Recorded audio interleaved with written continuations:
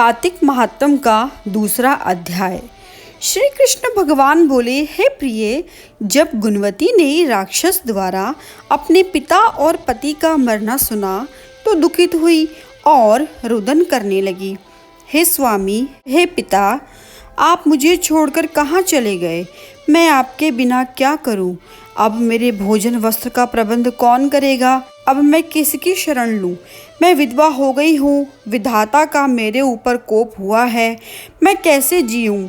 श्री कृष्ण जी बोले, कुकरी के समान विलाप करती हुई, हवा से हिलते हुए केले के पत्ते की तरह कांपती हुई वह पृथ्वी पर गिर पड़ी। थोड़ी देर में सावधान होने पर फिर विलाप करने लगी और शोक समुद्र में डूब गई। उस गुणवती के घर की सब वस्तुएं बेचकर यथाविधि से अपने पति की पारलौकिक क्रिया की और उसी नगरी में भगवान विष्णु की भक्ति में तत्पर होकर इंद्रियों को वश में कर शांति से रहने लगी और मरण तक एकादशी और कार्तिक मास के व्रतादि करती रही। हे प्रिय, यह दोनों व्रत मुझे अत्यंत प्यारे हैं, जिसके करने से भोग और मोक्ष की प्राप्ति होती है, पुत्र और संपत्ति मिलती है। कार्तिक की तुला राशि पर सूर्य निकलने पर महापापी जो भी प्रातः काल स्नान करते हैं वे भी मुक्ति को प्राप्त होते हैं। जो मनुष्य स्नान, जागरण, दीपदान और तुलसी का पालन करते हैं वे विष्णु के रूप हैं। श्री विष्णु भगवान के मंदिर में झाड़ना, सतिया काटना और विष्णु की पूजा आदि का कार्य जो मनुष्य करते हैं वह जीवन मुक्त होते हैं। इस प्रकार वह गुणवती हर एक वर्ष कार्तिक व्रत और भगवान विष्णु का नित्य ही पूजन करती रही। एक समय वृद्धावस्था के कारण दुर्बल होने से, रोग और ज्वर से पीड़ित होने पर भी गंगा स्नान को गई। ज्यों ही पानी में उतरी, जाड़े के मारे कांपने लगी। उसी समय गुणवती ने आकाश से आता हुआ विमान देखा।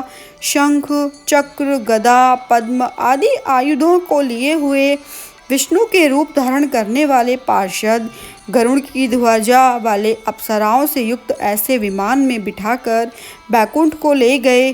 प्रदीप्त अग्नि के समान कीर्ति वाली गुणवती विमान में बैठी हुई कार्तिक व्रत के प्रभाव से मेरे पास आ गई। जब ब्रह्मादि देवताओं की प्रार्थना से मैं पृथ्वी पर आया तब वे गण भी मेरे साथ आए।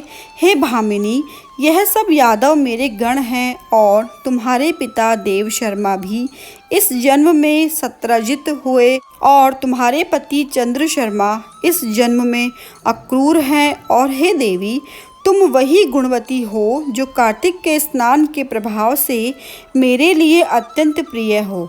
तुमने तो मेरे मन मंदिर के सामने तुलसी का बगीचा लगाया, उसी से यह कल्प वृक्ष तुम्हारे आंगन में है।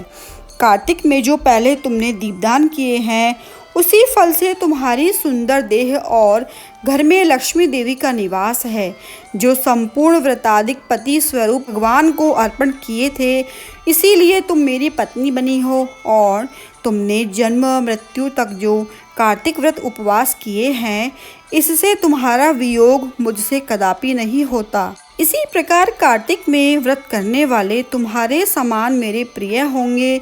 सूत जी बोले, सत्यभामा जी अपने पूर्व जन्म का सब हाल जानकर बड़ी प्रसन्न हुई। ओम नमो भगवते वासुदेवाय।